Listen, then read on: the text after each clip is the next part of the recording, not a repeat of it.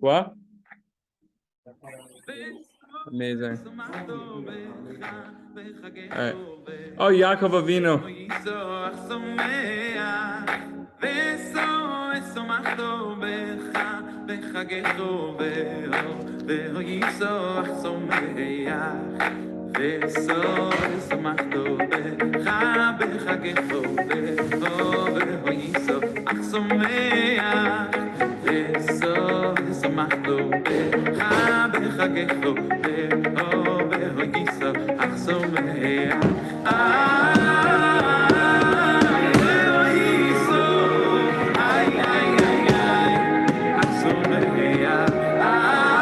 Chaver Bezrat Hashem, Lekavod Shabbos Kodesh, 4 days until Shabbos.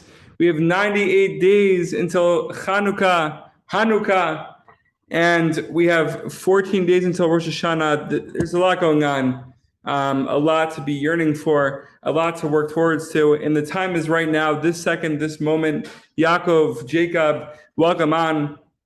So a tefillah, a prayer, B'Shem Kol Yisrael.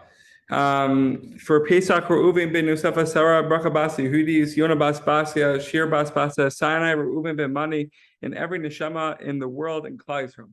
Hashem, help us be happy with our share at all times.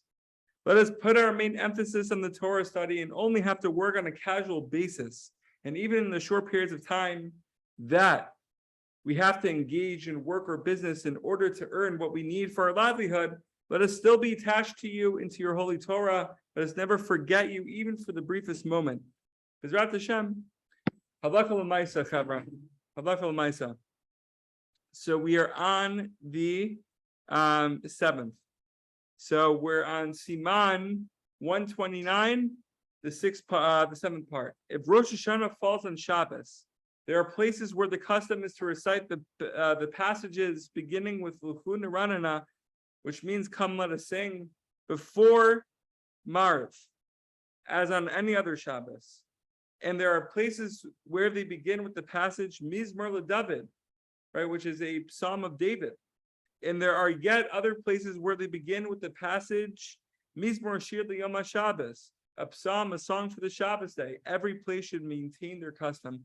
Right, so according to your custom, according to the synagogue, Zrat Hashem.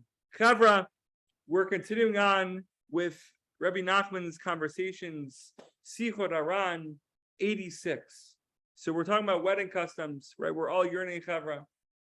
And this is going to be a 4-part series, I believe, or a 5-part series. It's a long, long Sikha and a lot to get into. And Rabbi Rosenfeld, in his commentary, help us understand this a little bit more. Very deep stuff.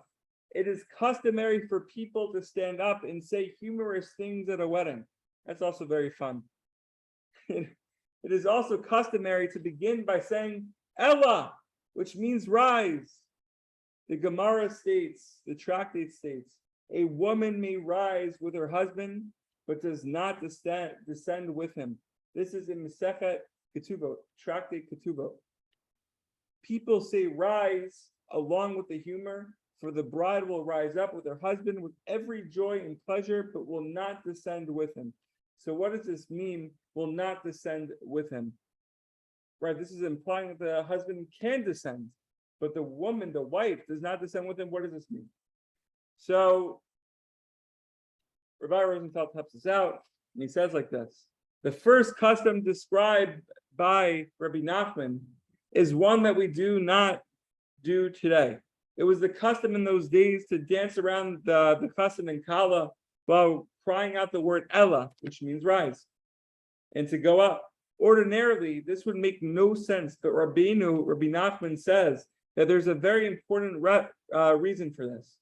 Ella is referring to the Kala, who is the one that is going up. The chassan stays where he is. It's the Kala who rises upwards and gains in this marriage. Between husband and wife, the wife gains more than the husband in certain cases. This, Rabbi Nachman says, Rabbi Nuzal says, refers to the Gemara that says, Ola imo v'ina yeredes imo. A wife can only go up with her husband, not down. This is what was quoted in the Sichot.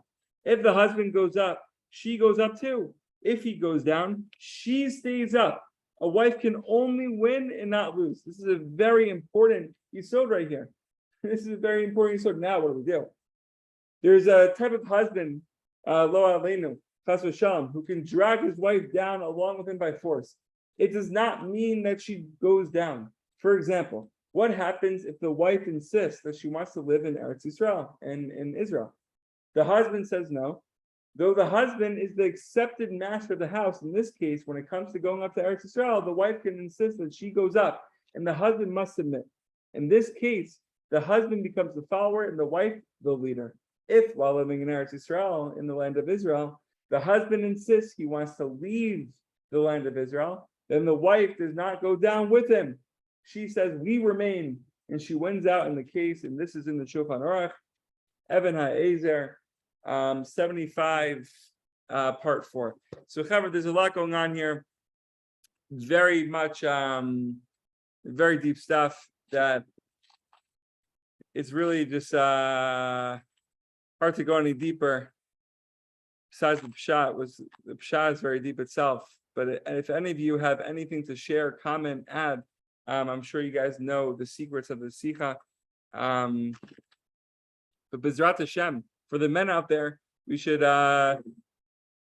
strengthen ourselves, and we should mechazik ourselves to continue to go higher and higher and higher, and to have that strong foundation, because we don't want to go down. We don't want to go down.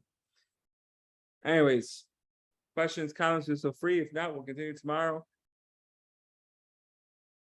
And let's fire it up. Chavra, we should all be healthy, happy, and successful, and we'll continue tomorrow. But Izrat Hashem.